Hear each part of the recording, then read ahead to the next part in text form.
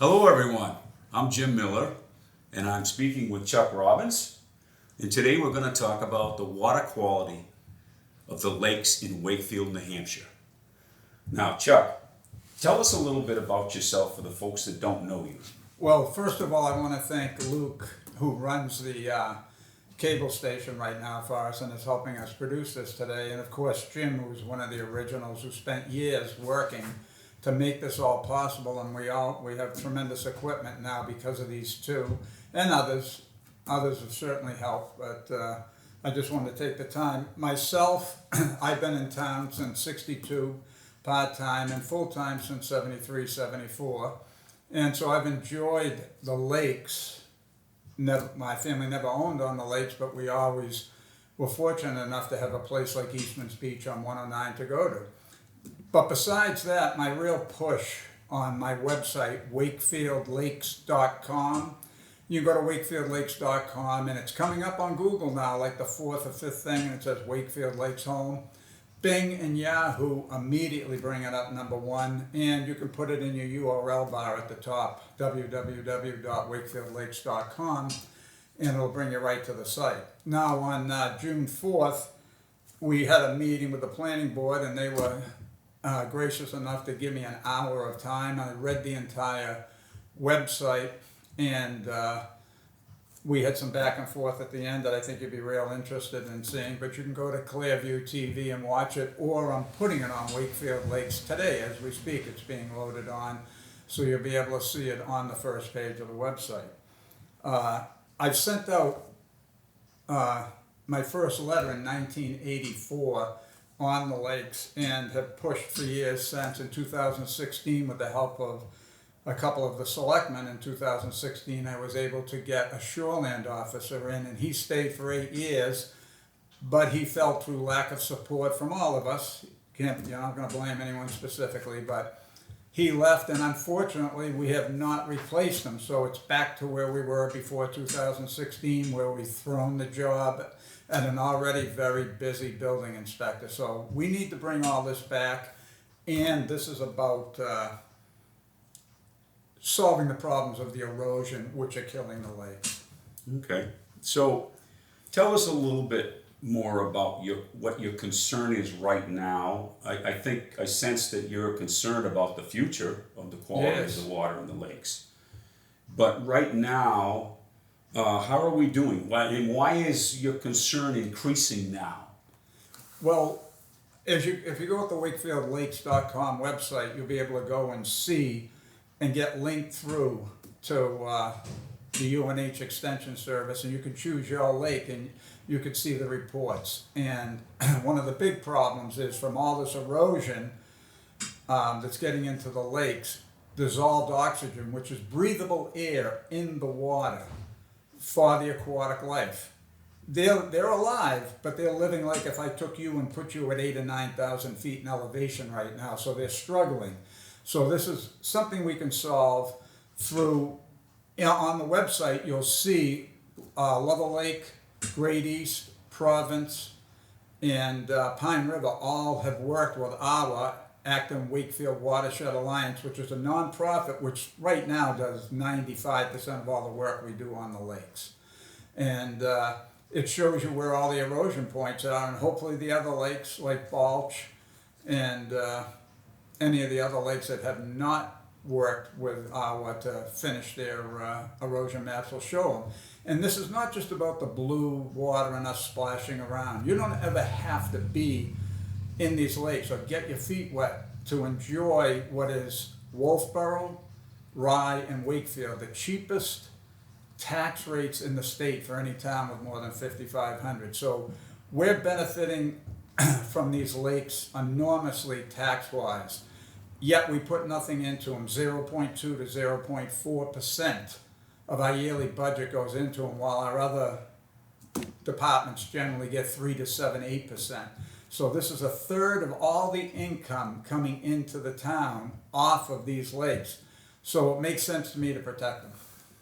Okay, so if I understand you correctly, I mean, really the lakes in our town are really our industry, aren't they? That's a great way of putting it, Jim. Thank you. And it's important to make sure that they stay clean, so that this continues the benefit we get from the taxes of the homes around these lakes. That's right. Now, you also mentioned apparently that you feel there's more pressure on the water quality or the lakes now because due to road erosion, which you mentioned. I believe that's the number one reason. The number one reason. But what about septic issues? I mean, do you have any concerns there? You know, we had just before you answer that, you know, Airbnbs are something that are a relatively new thing happening. Yes. And do you think that that's adding to the pressure on the lakes? Because a lot of these houses were formerly just small family camps, and now they're being rented out. Do you think that that's having an effect on the water quality as well? Well, I think septics, back in 1984, my first letter that I did, that was the big thing that I was emphasizing. It was septics, because none of, we all grew up on the lakes, but nobody came here and put washer and dryer, dishwashers, tile showers. That was very rare. These were camps on the lakes. You know, built maybe as early as 1910, but really most of them came in the 40s, probably after the war, in the 50s. And these people, we all, if you knew somebody at the lake, you went, it was just a camp. So now the pressure of all this water going in, the good thing is the state, as far as septics, if you go out and buy a lakefront camp now, you must, either the seller or the buyer has to put in a modern state-approved system. So that's a great thing that's being done. But in your relationship to your Airbnb, yes, I saw on Brackett Road, there was one that was Airbnb for quite a few years, and the neighbors did have a problem with it because obviously if you pay $5,000, $6,000, $4,000 a week, you invite all your friends. Right. And either there's no septic there other than, you know, could be a file cabinet. Yeah. Could be a 55-gallon drum with stone in it. So yes, Airbnbs, Wolfboro just recently enacted one, and fortunately our planning board is working right now and they're having discussions, so if anybody at home wants to get involved in the discussions, to try to put some sort of rules in to make sure that what you're talking about doesn't happen. Yeah, well, I think that when it comes to the Airbnbs, I mean, they are a relatively new phenomenon. I mean, they've been around for a while. People used to rent camps. But take to my own experience, I'm seeing where, you know, sometimes you see 6 cars there on a weekend, and you know that camp has a very inadequate septic system to handle that type of usage. So there's a concern there, I think, that puts more pressure on the lakes. And I mean, the big thing that we're trying to be concerned with here is, as you said, it's our industry.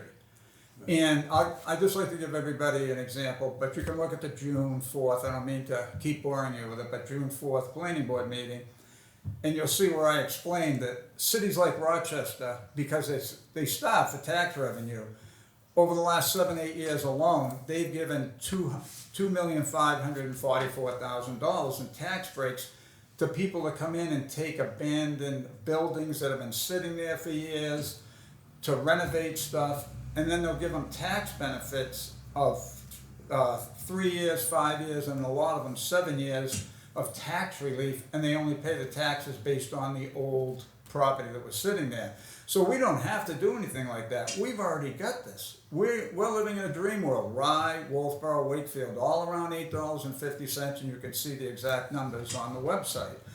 We are living in a dream world. Remember, there is no income tax, no sales tax in this state. That leads to no services and heavy burden. And I want to roll into this one moment. We phased out in 2023 and 24 and fully in 25 the interest and dividends tax that only 8% of the people living in the state who file in the state have ever paid. Hold on a second, everybody. Here comes the train. We got the train. God love it. It's Wakefield, New Hampshire. Yeah, they do. And we were in the town hall. Come on, that's great. But, let me finish that. Okay. So 92% of the people who live in the state never have paid this interest and dividends tax. But the people who lead the House of Representatives and the Senate at this time for the last 4 or 5 years just got rid of it. So that burden has totaled $750 million as of the end of this year. It'll be over $1 billion by the end of next year. This year and last year, it's $300 million missing from the coffers of the state of New Hampshire due to eliminating a tax for the top 8% taxpayers in the state. So, hey, that's wonderful, that's great if we want to go that way, but what that does is you have 225 towns in this, municipalities approximately in this state. And if you take 300 million away from the state budget, you know a lot of that burden is coming back to us to pay it here locally. I like that. That's also, there's a whole explanation of that on the website, but thank you, Jim, for letting me. Sure. Well, the thing is, you're kind of losing me, Chuck. You're throwing an awful lot of numbers at me, and I can see people watching this videos like percentages and towns but let's try to back up a little bit and simplify, kind of boil it down to a couple of things that you've already touched on. Okay, one being what's currently being done to help our lakes right now. Now you did mention AWA. Okay, that's Acton Wakefield Watershed Alliance. Yes. What do they do? Well, basically what they do is they're doing most of our work on erosion control, and it's just started back in 2000, and it's in the website. You can read all about it. But what they do is they have John Balanoff, who does a wonderful job. Linda Shire started it. She has since retired, I believe, in 2019. But John is great at raising money. Now, in 2023, we did not put in the $40,000 when we did the default budget that we've been giving him the last few years. But currently, we're giving him $40,000, and we do spend another $35,000 a year for Bellow Lake and Balch Lake for milfoil, and then we spend about $17,000 on lake watch. So when you see people sitting at the boat ramps to make sure that milfoil doesn't get into the lakes, so they do all that. But here's the key thing John does: he raises money, and most of his work is only summertime young people hired to do some of these small jobs, which are still tremendous erosion control jobs. But he gets 319 money, which is called the Clean Waters Act. And that's been around since 1987. And that Clean Waters money comes, it's only $700,000 or $800,000 comes to the state. But between Linda and John over the years, they've gotten $100,000 one year, $180,000 another year. So they're getting 15-25% of the money because they're so trusted. So we're so fortunate to have AWA. They're so knowledgeable. The state goes, we're going to give... Well, with 5 million lineal feet of water frontage in the state of New Hampshire, we're going to give AWA, who has 300,000 feet in Wakefield of lineal frontage, we're going to give them the money. So we're very fortunate to have them, but you can't be spending $1 million to $1.5 million on all these departments in town, and then just throwing 30 grand, 40 grand a year, 70 grand on a big year, 85 this year because we're fixing the Level Lake boat ramp.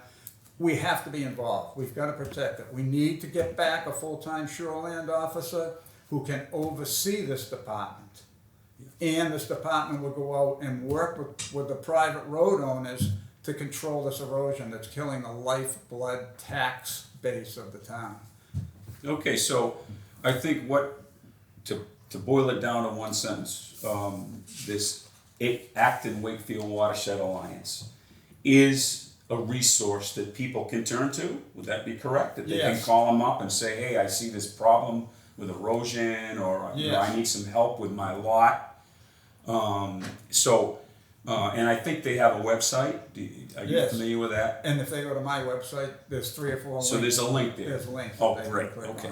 Let's talk a little bit about what the state is doing. I mean, and when I think of what the state does, a lot of it is, for example, if you build a new place on the lake, there's a whole bunch of state regulations that you have to come under. So I would think that is not, new homes are not a huge issue with putting pressure on the lakes.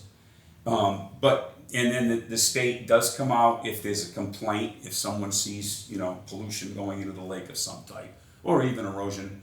Does the state respond to that?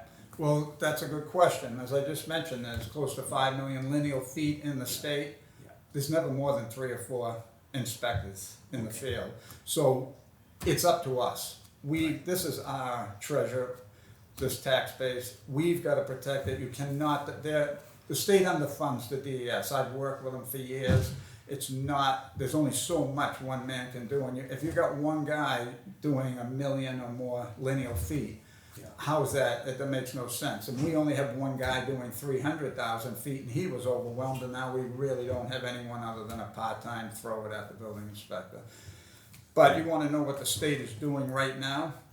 So sure. yeah, so what the state did in this past legislative session, they tried to raise $68,500 to $80,000 a year by increasing some mooring fees. That's not much for It's not 5 much. million. So the second thing that was one of the legislators tried to do was get like the moose plate, tried to get a loon plate. Now the forest people came in and gave a speech saying, we don't want you to do the loon plate because then they get federal dollars off of how much they do with the moose plate sales. So that'll hurt us. So that loon thing is still alive. The mooring thing is dead. So the mooring's dead. So now what's the third thing we're doing? We got a study group. And they're going to report to us in November. So we're going to study it. But the things, and you can go on my website and see it. The things they're going to study are basically things that take from already existing programs that are environmental and take some of their money. Not new tax dollars, not trying to, you tank the $300 million in interest and dividends taxes, and then you don't have the revenue for all these other things you want to do. So that if you can look at the study online, I don't know, they're not proposing anything that's much more than what I just described. So that we're alone here. If we want to protect this tax base and keep our taxes one of the 3 lowest in the state for any more than 5,500 people, we've got to do it ourselves. I hate to, like I said, the workers of the DES are great people, but they're understaffed and they just don't have the ability. We can do it here. Okay, so I think what I hear you saying is that, first of all, AWA does a great job within its means. Wonderful. But they might not be able to handle everything we have.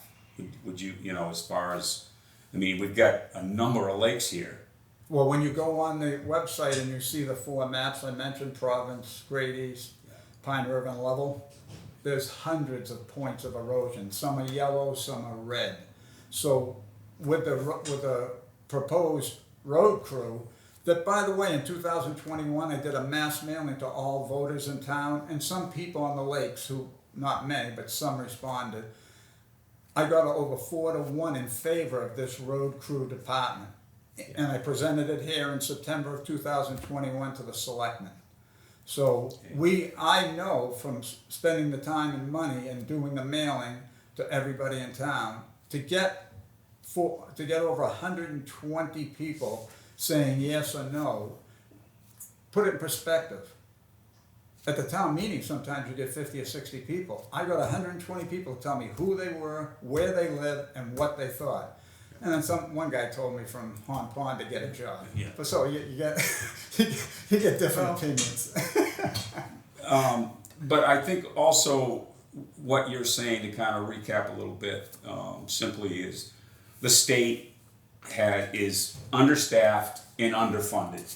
Of course. So you're kind of saying that we need to step up to fill in the gap where the state is underfunded, understaffed, and we need to help pick up some of the slack where maybe, I don't know what AWA's capabilities are. Very limited. But it's limited. Yes. So, to get back to what you were talking about, we did have a shoreland officer at one time. From 16 to 24. Yeah.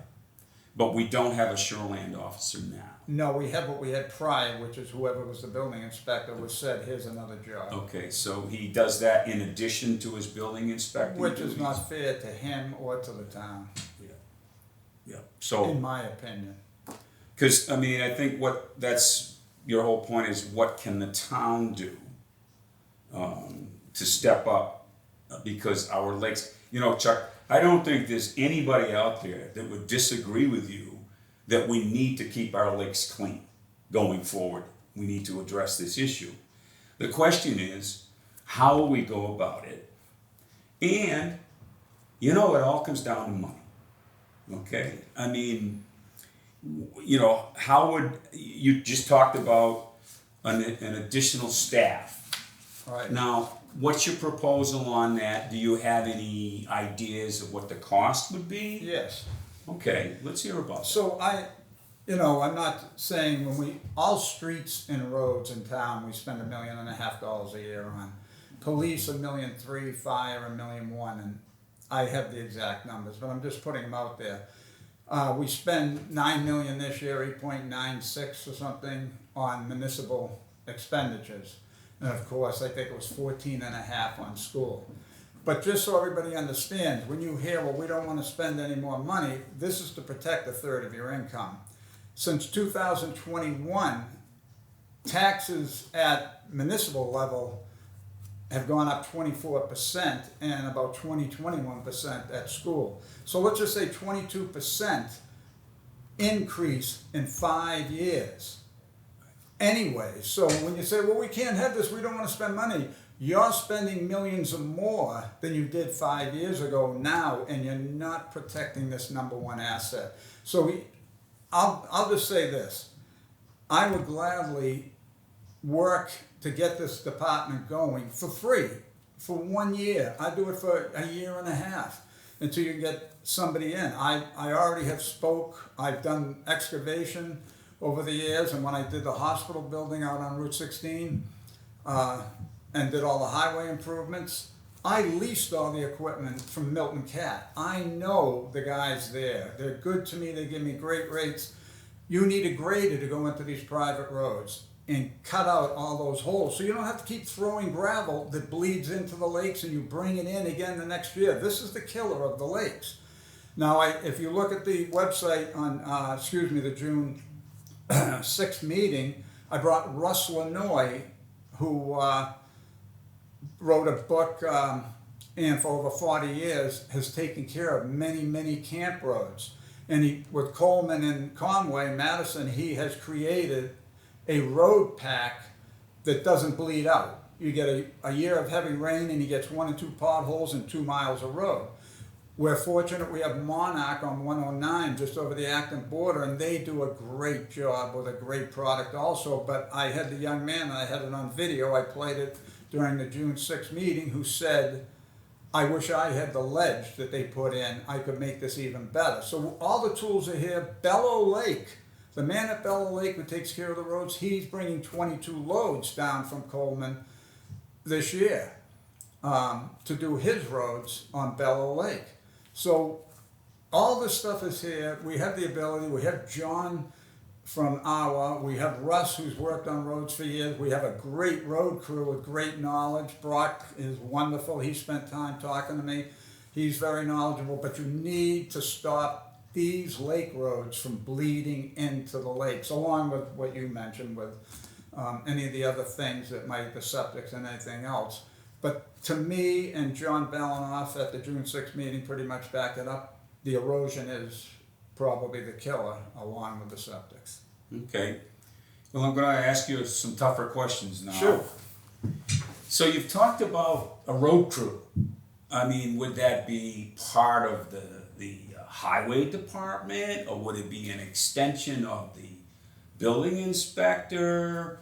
How would, are you talking about more than one person? You just talked about equipment to get these jobs done. I'm trying to understand how, there's going to be a cost for that. You bet. And, people are feeling pretty strapped right now for money with their taxes. As you mentioned, the taxes have gone up in this town. Well, everywhere. Significantly. We're everywhere. I agree with you there. But, what do you say to the guy that says, I'm paying all I can pay? Well, I say, the commercial many of us grew up with. You can pay now or you can pay later. When these lakes go bad, you could see it just south of here.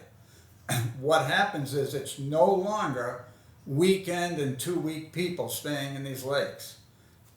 You go to Milton Three Ponds, a lot of that is year-round housing now. So that means school children, year-round rubbish, police, fire, ambulance, everything you can think of is now just like Jim and I live here year-round. Well, we have for years lived here year-round. We're much more of a tax burden than the properties that people are only here part-time. So we're not talking about the people that are here. We're talking about the fact that their tax burden is much less. So when we convert these to year-round and there's school children in there, and there's 365 days of needs for all our municipal departments, that's at a cost. You're not going to be generating the same benefit. So if we protect them now, and a lot of people continue to say, hey, 2 generations from now, this is where we come on the weekends and we come for 2 weeks. It's much more tax beneficial to the town. So look, quick story, and I'll let Jim ask me a question. In the 60s, my father was a Boston firefighter before we lived here full time. When they got new equipment at the fire department, he would bring up boots and jackets. All right? When the police department in the 60s, when me and 2 friends got stuck at Province Lake, we called up the police department. It was actually a gentleman who had a full-time job during the day, who was just a part-time police officer who came out and got paid for the calls. Bob Palmer took a ride out to pick him up with us. So we've evolved from that to a $1.3 million police department. We've evolved from that to a $1.1 million, $1.2 million fire department, $1.5 million roads. Not all of it's for the road, but that's the cost of our streets and roads. But we're spending nothing on the source that is providing 1/3 of every dollar to run those. So it's pay me now or pay me later. It's gonna cost. Now, if you're old like me and Jim, we're probably gonna die before it's a major problem. But if you're young or if you care about the future generations, this is just the most important department you could ever develop now. And I could sit down and show you what we could do. Rent equipment for the time period that we need it. You lease it for 5 months at a time. You don't have to go out and pay $500,000 for a road grader. You can lease it for $8,000 a month. If the town highway department needs to use it, when you're not using it, it'll have dual source to be able to use this stuff. It's all, yes, it's going to cost some money, but it's going to cost huge money if we don't do something. Back to you, Jim. Okay. Well, it probably, here's a question for you. What do you tell people that say, is this a duplication of effort? We have we have the state. They are, as you've said, understaffed, underfunded, but would like funding with more money be an alternative way of handling this instead of increasing our local government by, some staff members? What do you think of that? Well, in my opinion, what you'd be doing is you'd be giving the money to become our department, which, hey, John is so knowledgeable, who's running it. John Balanoff is so wonderful, and he uses Russell Inouye, who I'm talking about, who wrote the book on the dirt roads around the camps, that was here at the June 6th meeting. Russ is somebody that John has followed. So it's a small community of people who know how to take care of this, and we're very fortunate. Nobody has what we have here in Wakefield. But once again, this is 1 or 2 people with a bunch of part-time high school kids in the summer. And John repeats this, they're not capable of taking care of all the erosion problems that are the death of these lakes and our tax base. Yeah. Would you think that what the first steps would be at, let's say, a minimum cost? Because I can feel people saying, hey, listen, tell me what it's going to cost me. And I don't think we have enough information on that right now.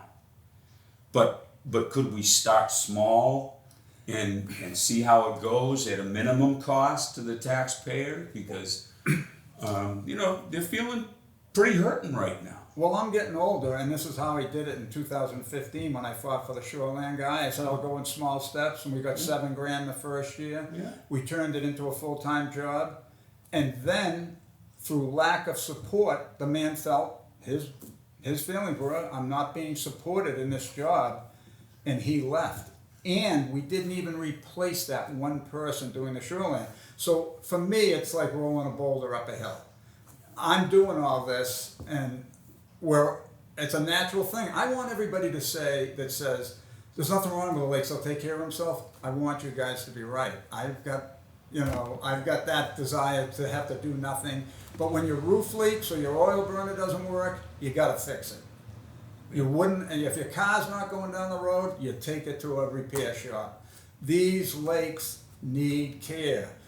You do it with every other department. You show care, you show financial investment, but this is childish. We're just taking this for granted, and it's gonna go away. Go down to Milton Three Ponds. At this point, you can't bring them back, in my opinion. Is that where we want to be headed? Okay. Well, I agree. I appreciate, first of all, your passion for this, because you really do care about these lakes, and that's very evident. But when it comes to the message you're giving out, you've given us a whole lot of information to think about here. But what would be the very first step? I mean, are you looking for people to come out in support of, what can people do that are saying, I kind of agree with you that we got to protect those lakes for my kids, my grandkids, and beyond. So what could they do right now? Do you think that they should? Well, the most important thing is the three selectmen are the ones. Yeah. The budget committee is very important, and the people who've been helpful with me over the years, the planning board. These are three super important groups those are the people that are going to help you, the taxpayer and voter, make the decision. Because when you go in that booth, they give you suggestions, yes or no, should you vote for this? So at more meetings, I think Jim's brought up a good point. Let's get into the dollars and the cents. And if Jim's willing to do another meeting with us, let's do that instead of, we've already done 25 minutes. And how many people have we put to sleep? I don't think we're putting anybody to sleep, but I think it's a genuine concern of everybody. Your points are well taken. There's a lot to digest here, and of course, at the end of the day, it comes down to how much is it going to cost me. That's right. Really the very final thing is how much is it going to cost me, and until you have that number, it's people are hesitant because they don't want to sign up for things that they can't afford. But do you think people coming to meetings and maybe contacting the selectmen, maybe contacting you in support of what you're doing as a first step? And I'm going to throw one more thing out as a baby step. I'm going to ask you this and see what you think of it. What do you think about? You got to take the first step. That's right. And do you think the first step might be bringing back the shoreland officer that we already had? That goes without saying, correct. And then maybe build from there? Because that doesn't seem to me like it would be a real big expense. Well, it's one we've had for years and got rid of. We had. But I mean, you were talking, I think some people might be intimidated when you're talking about a crew and equipment and, so do you think that would start the ball rolling and you would get the data you need to go further with it? Yes. Or identify issues, areas of concern? Yeah, but I think we need to hire someone with the same talent, and John knows those people, who runs Zawa. Yeah. It has to be someone who has excavation and scientific knowledge so that they can roll into running that department as we start to do little jobs and roll this thing into a real department. As I said, I hate to be redundant, but I always am. You've taken a fire and police department. Hey, fire and police, I love you all. I'm not, You're not the problem. You're just a great example from the two things I said. We've grown from having very inexpensive departments that cost money. And it's natural. We've gone from 1,200 people to probably 6,500. So it's Yep. all in the natural flow of things. We need to stop closing our eyes to the revenue coming out of these lakes. Right. Even if you never swim or get your feet wet, you've got one of the best benefits of any municipality in the state of New Hampshire. Yeah. Thank you, Jim. Well, that's okay. And is there, I've looked over what you wanted to cover today. I And think we covered everything. I think we covered it. Is there anything else you'd like to say?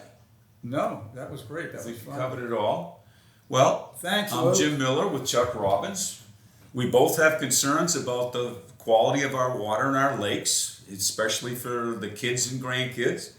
And we're looking for ways to ensure that our lakes are kept as clean as they are right now and beyond. Thank you, Jim. Thank you, Luke from Clearview, who was kind enough to come here today on his day off and do this with us. And people can contact you through your website? I do not have a link on the website, but at every meeting I say 603-473-2000 is my home phone. It rings through to my cell, so 473-2000 if you want to help in any way. Do you think you might, to just recap, it's wakefieldlakes.com? WakefieldLakes.com. And there's tons of information there that you've posted. Yes, and thank you everybody at home. After Pride Day, I handed out 135 cards, and I got 200 hits on the website within 36 hours. And then on the June 4th planning board meeting, I had 225 hits. So I know you guys are watching and you're reading. And total, I think we've had 900, maybe more. It says the website's had 2,835 visitors as of today. So I think a lot of them probably aren't Wakefield people. They just hit the Wakefield Lakes. Thank you so much. Yeah, and everybody at home. Yeah, and I think that the one thing that the voters can do right now is to come to the meetings or contact the selectmen and voice your concern. You don't have to sign up for anything yet, That's right. but you can trust the selectmen to see how it can be addressed in a frugal way, which I know they will do, and maybe we can get the ball rolling with this. Right, and speak to your planning board and your budget people. They're all great. They're volunteers, whether they're elected or not. They're true volunteers. Okay. They're great people. Well, thank you, everyone. We hope you get a lot to think about. Thank you, Jim. Sure. All right, Luke, thank you. That was fun. Yeah, I thought so. We're really getting tortured when I come up with a budget show. Did you think that I did what you wanted me to do? It's great having a foil because otherwise you just... I questions popped in my head as you were talking. And it's like, a lot of people are going to have this question. And to give you the opportunity to address it. Sounded good, looked good, Yeah? everything went good. Yeah, my right side. You can title it Mac and Maya for hire.